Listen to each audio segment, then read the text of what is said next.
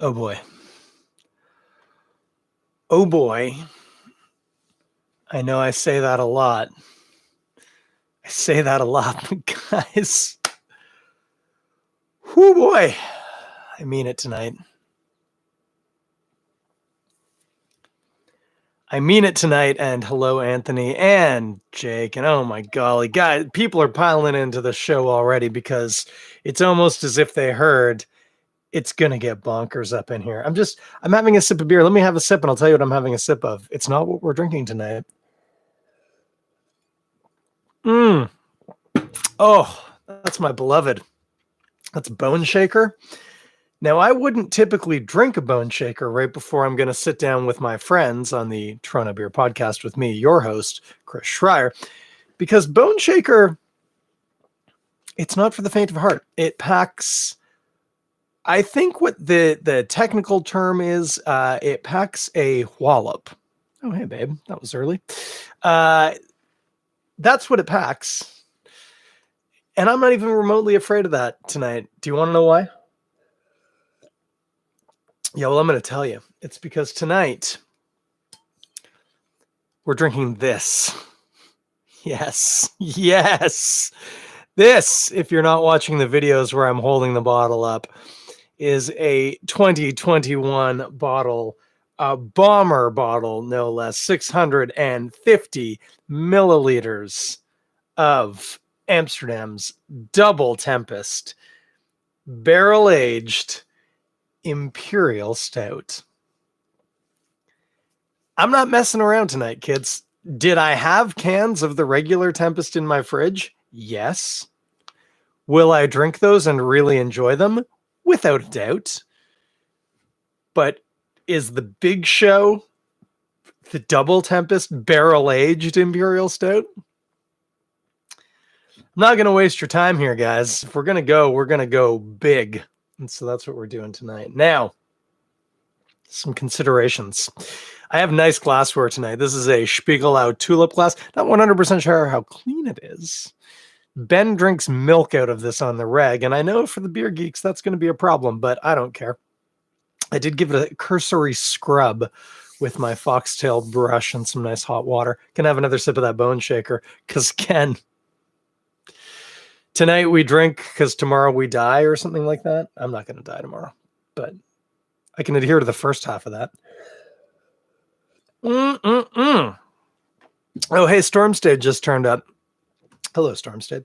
What was I saying? I got nice glassware because this is a beer that demands nice glassware. Now, this is a beer that might require some specialized equipment because you see Amsterdam's Double Tempest barrel-aged Imperial Stout. If you're looking at the video, you might notice the top of that bottle doesn't look like the normal bottles that you drink, and that's because this has been wax dipped. Why do we do this? Well, ostensibly, wax provides a superior seal around the crown cap. It's completely impervious to air. Top secret. So's the cap. Yes, sometimes caps fail. And in the rare case that the cap might fail in a way that the wax wouldn't, the wax is going to help. But for the most part, this is what we call window dressing. A waxed bottle has the look of a bottle that you're planning on keeping for a while. Now, I have two of these. These are not cheap bottles of beer, for the record. I want to say they were $17 a piece. It's impressive.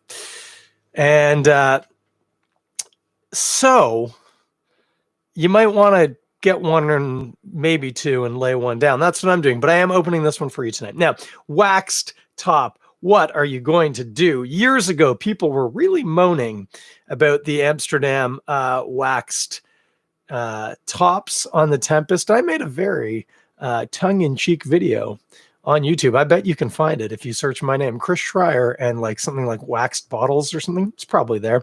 I'd say I would put the link in the description, but that's not going to happen because that's going to take effort and time. I don't feel like doing it. Look it up. It won't be hard to find. But I'm going to show you a real, if you're watching the video, if you're listening to the podcast, I'm going to have to talk you through it. A real simple way around this. The way I did it in the video, I used a paring knife and I cut a notch of the wax out so that I could get purchase from the Church Key bottle opener, not the brand beer Church Key, this type of bottle opener. This is called the Church Key. But I think in that video I showed what I'm about to do, which I find works 90% of the time. And I bet it's going to work today. So just by the way, if you're listening to the podcast, viewers, please bear with me a moment. The bottle neck has been dipped, it looks like at least twice to my eye, in, it's food grade wax, but it's a fairly thick wax. Certainly you can't just grab it with a bottle opener. There's nothing to gain purchase on with the lip of your bottle opener, but I have experience in these matters. What I'm going to do, if you're looking at the video, I have to do this on, no, I can do it like that. That's on both cameras at the same time. The little bit that you use to hook under the crown cap, that's the secret. We're going to use that a little bit like a knife. We're going to take it. It's going to be really hard to see on camera here. And I'm going to just drag it through the wax.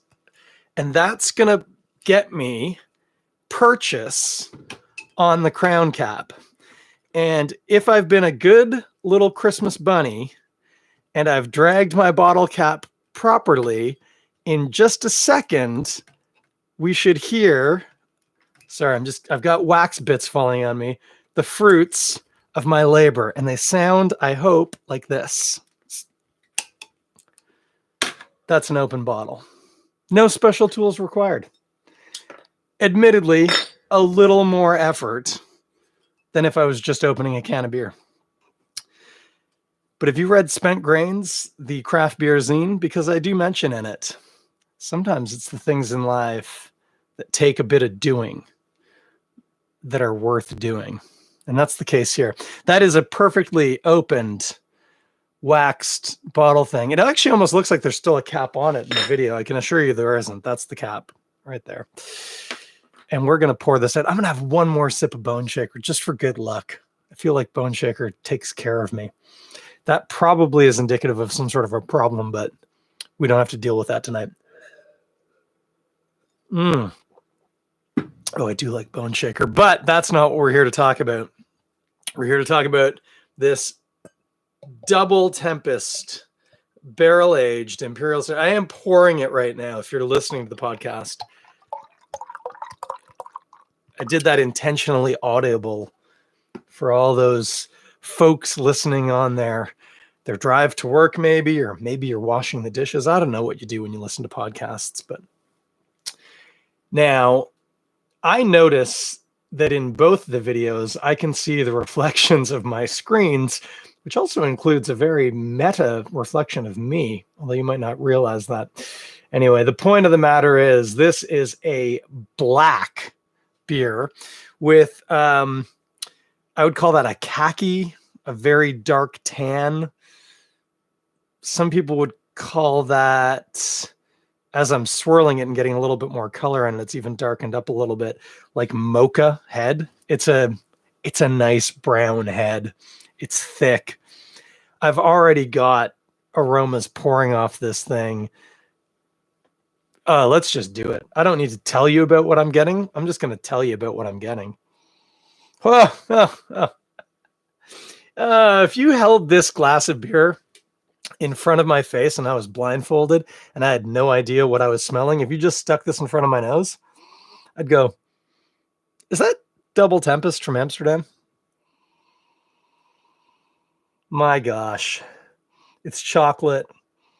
It's some sort of bourbon barrel. It's oaky. There's a touch of, it's not quite ash, but like a charcoaly, like ashy kind of thing.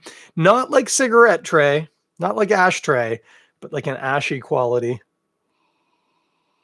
There's burnt sugar. There's molasses. Oh. There's something vanilla-y. That's probably the bourbon, now that I think about it, because I'm almost positive this was in a bourbon barrel. Could be wrong, but I'm getting a dose of vanilla that makes me think bourbon all the way. There's like a creamy quality to it in the smell, like almost like a. It's not like lactose. I'm almost positive there isn't lactose in here, but like a milky, creamy, sugary quality. Oh, actually, almost more like what's that thing called when you take like cream and you reduce it down until all the water's gone and then it caramelizes? Dulce de leche. It's almost like that. And again, that works with the caramelized sugar thing. But there's a very,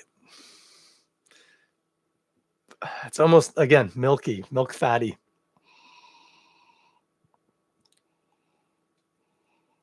Oh, there's, I just want to drink it. Why do I have to spend so much time on the nose? Did I say coffee, by the way? Coffee's in there too with the chocolate.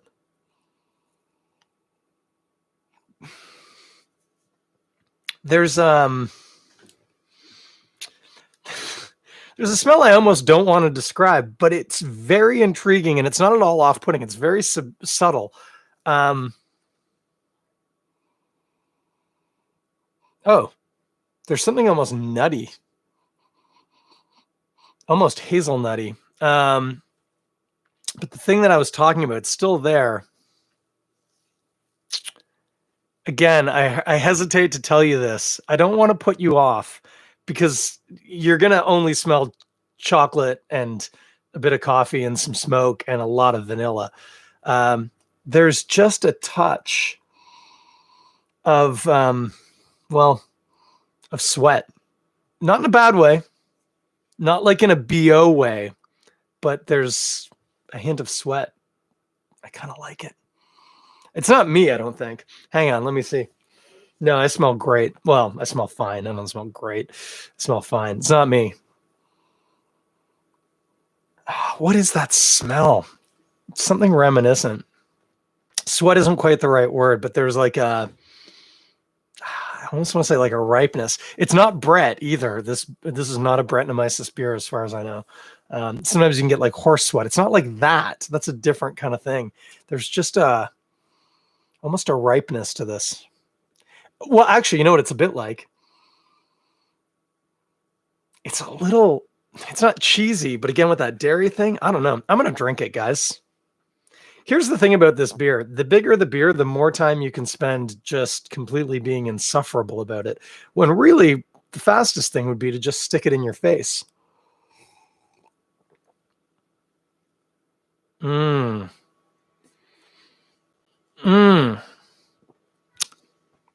Well, we've had a good show tonight. I'm going to leave you all now and drink this beer. I'm not allowed to do that. That is a sweet.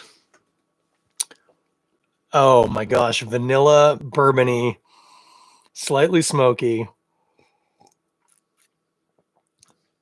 It's interesting. The chocolate's there, but it's much less pronounced. So the I don't even know where to begin to explain this beer to you. Did I mention it's 11.9%? And did I also, I don't know how much I should say about this. Let's explain this to you like this. The highest percentage, at least the last I heard, I don't know if they've changed this. The highest percentage a beer can be in Ontario and still be considered a beer, I believe, is 12%. Might be 14, but I believe it's 12%. Amsterdam, and we don't have any reason not to believe them on this, has said on this label that this is 11.9%. So it's under 12%. From a taxation point of view, it's a beer. No questions asked. Again, this is older information. I haven't had a conversation with anybody at the LCBO in quite some time, but certainly the last time I was aware. If a beer is a strong beer, which is to say over 5.5, I think it's over 5.5, or it might be over 6. The LCBO's margin for error on alcohol content listed on the label is 0.5% plus or minus. So a full percentage point. So if you had a beer and you said it was 7%, but it was 6.5, that's totally fine. They're fine with that. If you said it's 7% and it was 7.5, they're also fine. You've got a whole unit of one wiggle in there. So when they say 11.9, could it be 12.4 legally? Yep, it could be. That would be within the margin for error. And the other thing is, Amsterdam doesn't make much of this, and they certainly don't sell much of it at the LCBO. I do believe they've, in the past, sold bottles at the LCBO. And certainly, their requirements as a brewery is the same as if it was being sold at the LCBO. They can't play fast and loose. But it would also take somebody at the LCBO to lab test this and find out what its actual alcohol content was,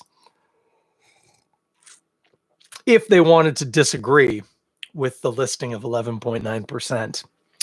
And from where I'm sitting, I don't disagree. I think it tastes great. This is a very boozy, sweet Imperial Stout. This is a very boozy, sweet Imperial Stout that's clearly spent a not insignificant amount of time in, I'm almost positive, bourbon barrels. The question is, could I tell you which bourbon barrels? And that is probably out of my ken, not least because I don't drink as much bourbon as I used to, if you'll indulge me.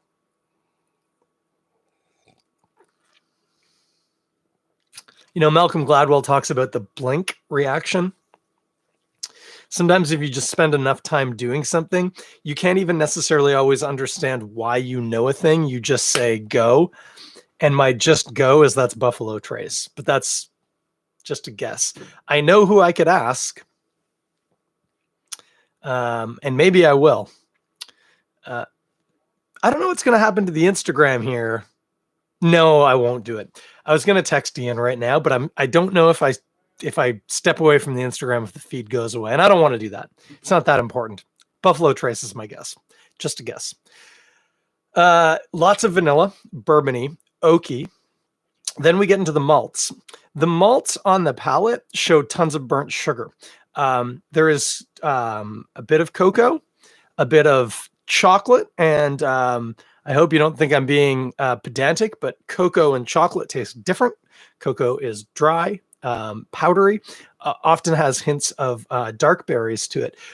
Chocolate, of course, also has cocoa butter and sugar. It's when we think about chocolate, that's what we're talking about. Cocoa is chocolatey, but it's different. So this has both cocoa and chocolate, but predominantly burnt sugar. Think like the top of a creme brulee, which is interesting to bring up because there is a real creaminess to this beer. And that's partially in the body that I'm feeling on the palate. That was also partially I was talking about smelling something creamy. Again, I'm fairly confident I'm not going to read the label yet. I'm fairly confident there's no lactose in here. That's not what this beer is about. I think. I could be wrong, but I'm pretty sure it's something else is going on. It could just be from the wildly huge volumes of malts in there. Something going on. Also on the palate, give me 1 second. I need another sip.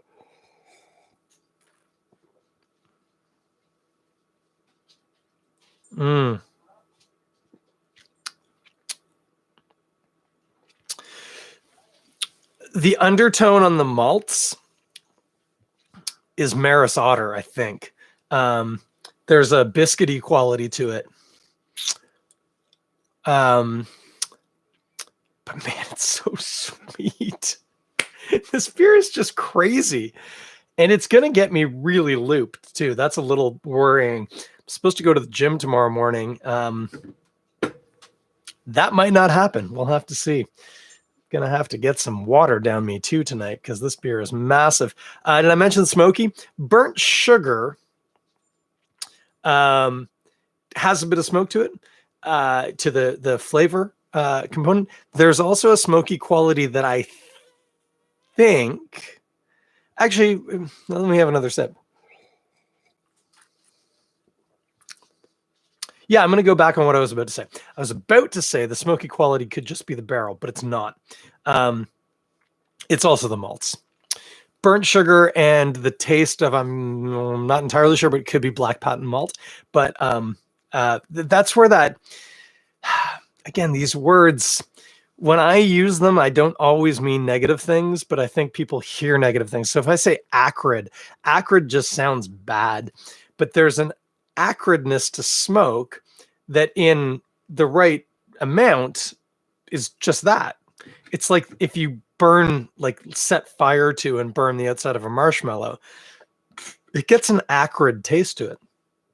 It's not, well, for some people, a lot of people, it's not unappealing. Some people it is, but that's a whole nother ball of wax. That's not a taste that is inherently bad. It's just some people dislike it, but other people love it. There's a touch of smoky acridness, acridity, is that a word? To this.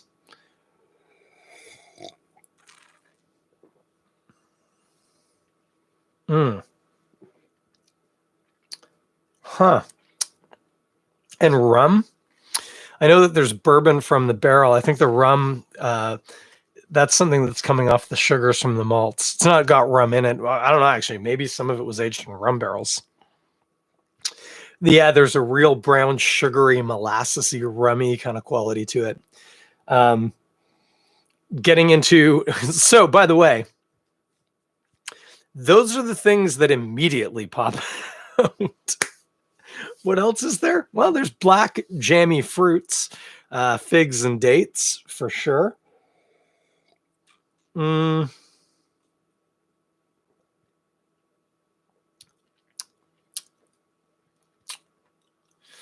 There's like a cherry preserve thing going on, not fresh cherries, sugar soaked cherries.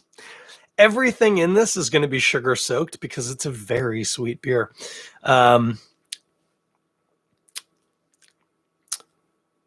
Leather, definitely leather. Leather, wet leather. You remember when I said I smelled something a little sweaty? It's wet leather. Yes, that took a minute. I haven't had a beer this complicated in a long time, and this one's really working me over here. Definitely wet leather. Think like a baseball mitt in the rain. Wet leather, definitely. Oh, hang on. Something not floral in the sense of like a New England IPA. There's a flowery quality here. What's that? That's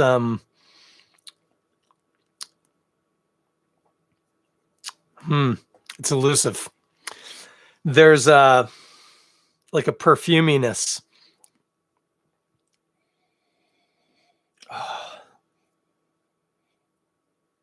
It's not lavender quite, but it's got something like that. Not lavender, it's not rosemary, but there's a resiny kind of flower thing. It's hard to get because there's so much of the other stuff I've just talked about. Oh, yeah, can't quite grab that. There's something nicely floral. Oh, sorry, we've had Justin said below 5.6, you're allowed 0.5 either way. Okay. That's below 5 points. Sorry, reading a question here from somebody who knows the LCBO rules much better than me. Thank you, Justin. Below 5.6, so that's not strong beer. You're allowed 0.5 either way. That's what I was saying. Above 5.6, you're allowed 1% either way. So it's a 2% gap. So an 11.9% beer could legally still be okay at 12.9%. Thank you for that clarification. I was in the ballpark, but I had all the numbers wrong. So now we have clarification. Yeah, so plus or minus 1% in the strong beer category for a range of 2%. That's crazy. Let me get back to this for a second here.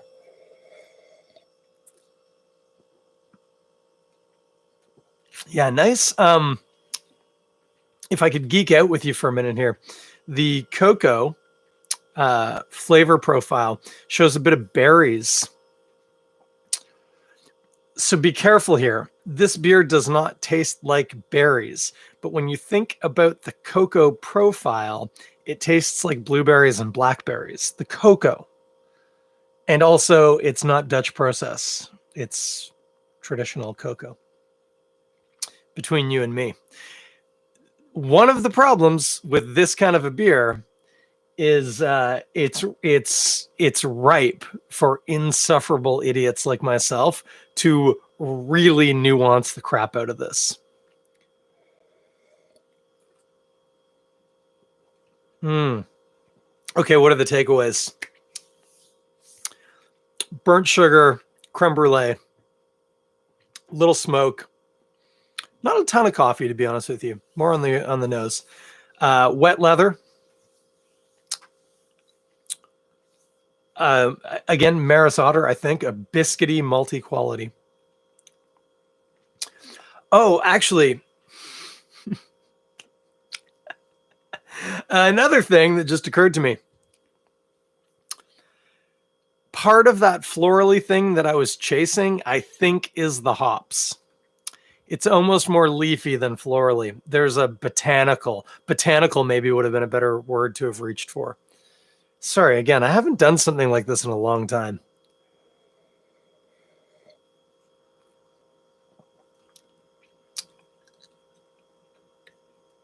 It's evergreeny. Sprucey. It's sprucey. That's what it is. That's why it was resinous and sort of floral. It's spruce. It's like spruce tips. Don't know what the hop is on this. I'm going to go to the bottle in a second. If I had to guess, it's something... I bet it's New World. One of the big, badass alpha acid hops. Pardon me. Yeah, it's spruce tips. That's what I was smelling. Spruce tips. Okay, I'm going to go to the bottle, and then we're going to talk about food. It's going to be boring. I'm going to say don't eat. But we'll deal with that in a minute. Double Tempest 2021. Aging instructions. Cellar for 1 to 3 years in an upright position. Good advice. It doesn't have a cork. If it has a cork, on its side. If it has a cap, upright. Or if it's can, upright.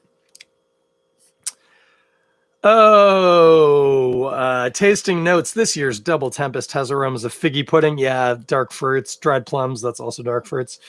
That lead into notes of milk chocolate and vanilla as the beer opens up. Sweet dulce de leche. Yeah, I got that. Balances the warmth of this extra strong beer that was aged in fresh bourbon barrels for 8 months. Does not tell me much more than that. Interesting that they note both dulce de leche, which I agree with, and milk chocolate.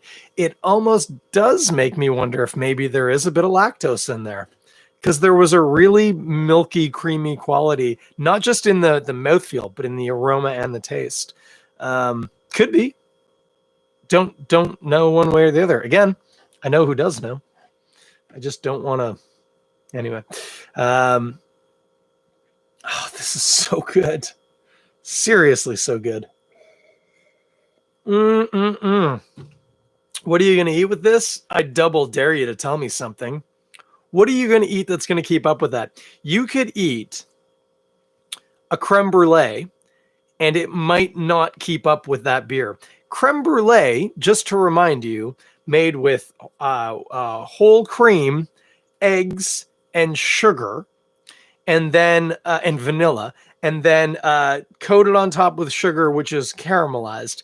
It is fatty, rich deliciousness, and I bet this beer would bury it. And I mean like bury it. Like you'd be like, oh, it's kind of cold and creamy and a little crunchy on top. Not getting a lot of other things because the beer is already doing all the things that that dessert would do. Would you eat it with a main? I mean, would you? You could. There aren't beer police, thank the Lord. But why would you? This, hey, if you were going to drink some port, drink this instead. That's what we're talking about, okay? This is a digestif. It's a, think of it as a liqueur for after dinner. You want to know what you're going to pair this with? A cigar. That's what you should pair it with, or a pipe, if you prefer a pipe. And none of your wacky tobacco kids, or my wacky tobacco, if you're going to pair it with a pipe, okay? Oh, I'm going to have to dust off some pipe knowledge right now. Um, oh, what's that? This is part of the problem. The main type of pipe tobacco, which is very distinctive. Uh, you want that, but look for a blend. What is that called? I have to look this up. 1 second. Pipe tobacco. Um, yeah, Brigham and Moore, by the way. If you want good pipe tobacco in Toronto, you can't do much better than Brigham and Moore. What is history, principal parts? That's the pipe. This is all about pipes. I don't care about the shape of the pipe.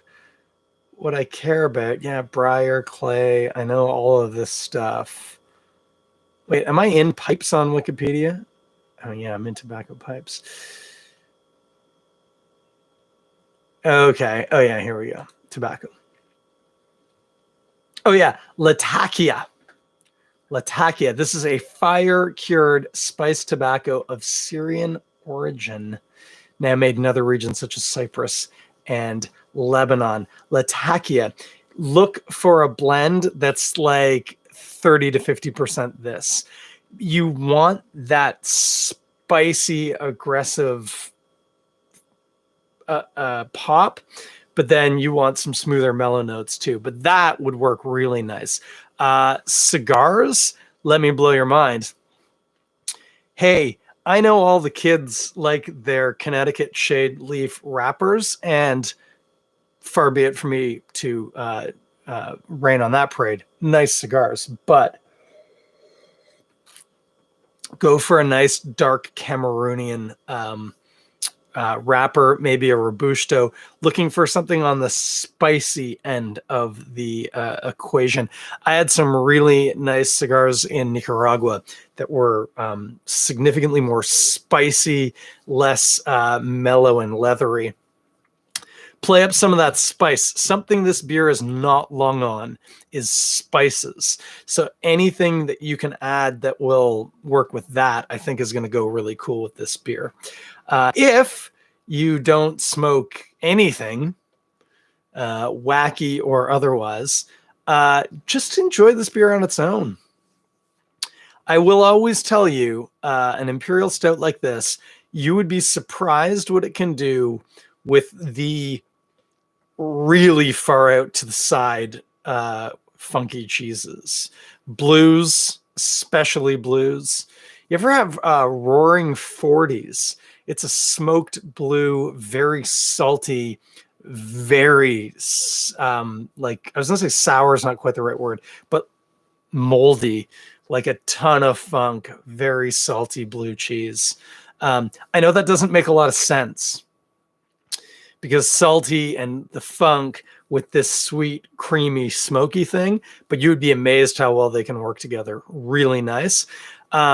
Similarly, but to a lesser extent, really, really messed up cheddars can also work well with a big imperial stout like this.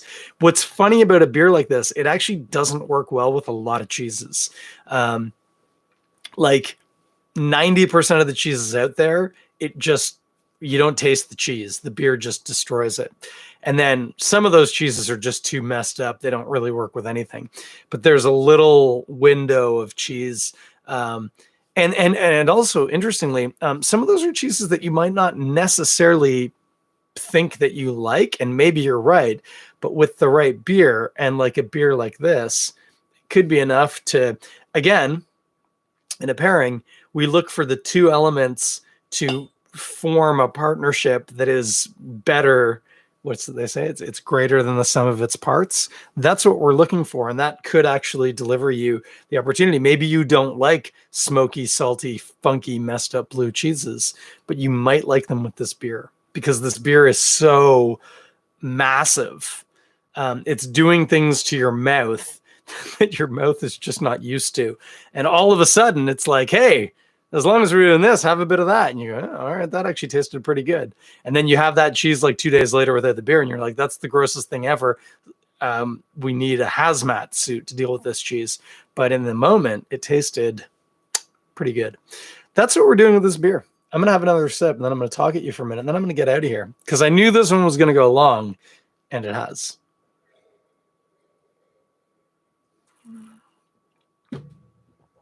Oh, gosh, I like that beer. That's amazing. So, hey, did you go down to Amsterdam for either Calm Before the Storm on Friday, which we haven't even talked about, the event, or the beer? I'll tell you about the beer. The event was an event. Or did you go down on Saturday? I did not, because I'm an old man. I picked these up on Sunday. Because, again, old man. Calm Before the Storm, incidentally, when you make a beer this big, there's so much malt in the mash tun, and you want such a high sugar wort, you can't extract all of the usable brewable sugar out of that. So once they have the runnings for the beer, they'll run more water through the mash tun, basically to like rinse out, is the way you can think of it, the remaining fermentable sugar. And they make a mild called Calm Before the Storm. Now, I don't know if they did that this year. I think they do it every year. That's why the name of the event the day before the release is Calm Before the Storm. But Calm Before the Storm, it's the same malt bill in that it's actually literally the exact same malt bill. It's the second running of the same malt bill. So what you end up with is like a 4-point-something% English mild. Really nice beer for the most part. A lot of the same flavor components are there, but like just way more muted. A very, very, very cool beer and a great idea. And I say great idea. It's something brewers have done historically for a long time. It's not their idea. It's just cool that they do it. So did you get down for it? I didn't. But always a great event. Black Friday, a lot of people do an Imperial Stout.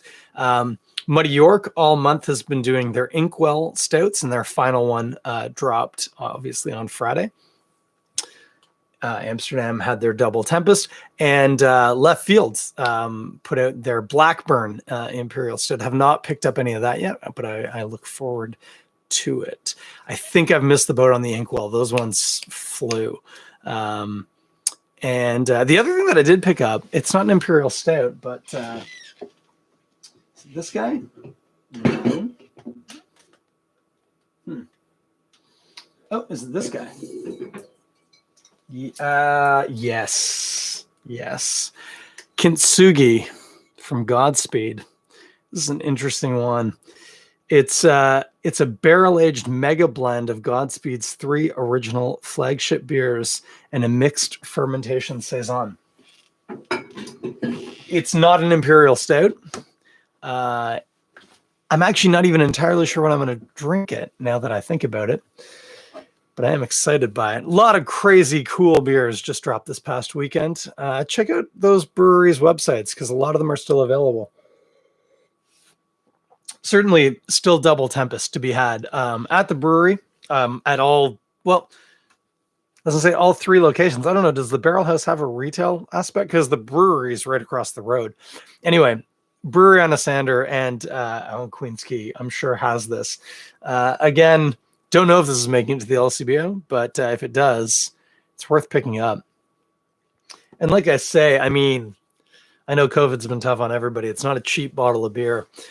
It does age really, really well. I think at one point I had a 4 or a 5-year-old Tempest, and it was wild. So much of the fruits have dropped out at that point. That wet leather gone. What you end up with is very powdery dry cocoa, lots of interesting woody notes, some of the bourbon character. It gets really interesting.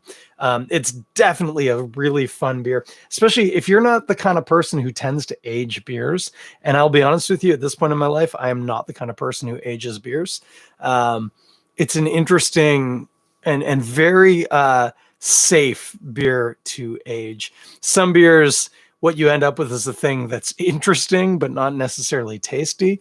I mean, I can't guarantee things, but Tempest almost always gets better with time. So if you can grab more than one and lay them down. They're handily labeled all over what year they came out in, so you don't have to worry about remembering. I would check it out for sure. I don't have a PSA. I don't have anything else to say to you tonight. This beer is massive. I'm having a great time with it. I still have a maybe 2 mouthfuls of Bone Shaker there. Oh, it's so good. That was the Tempest. Let's see what happens when I have a little Bone Shaker and then have a bit more. Bone Shaker, a notably hoppy beer.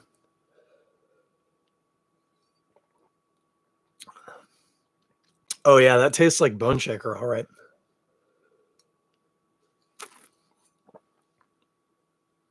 It tastes like Bone Shaker, but somehow it's going down like Canuck,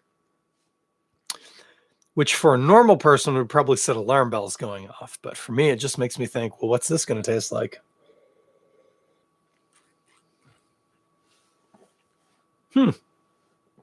Huh. Oh, I get tons of the cocoa. And again, that berry quality off of the cocoa.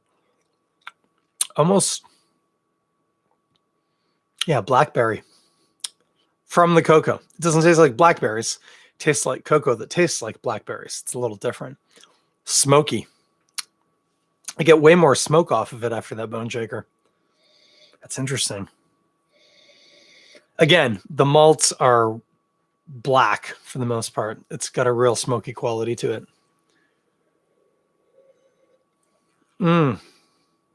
If I could reduce this down into a syrup and put it on pancakes, I would. That's just food for thought, and thoughts for food. Such a dumb thing to say. Anyway, that's what I got tonight. I'm going to go. I've still got 2/3 of a bottle of Amsterdam Tempest, double Tempest Imperial Stout to get through. It is massive. By the way, did I mention the finish? Long, lingering, sweet, smoky. There is a bitterness to it. Actually, that Bone Shaker maybe made me slightly more aware of it.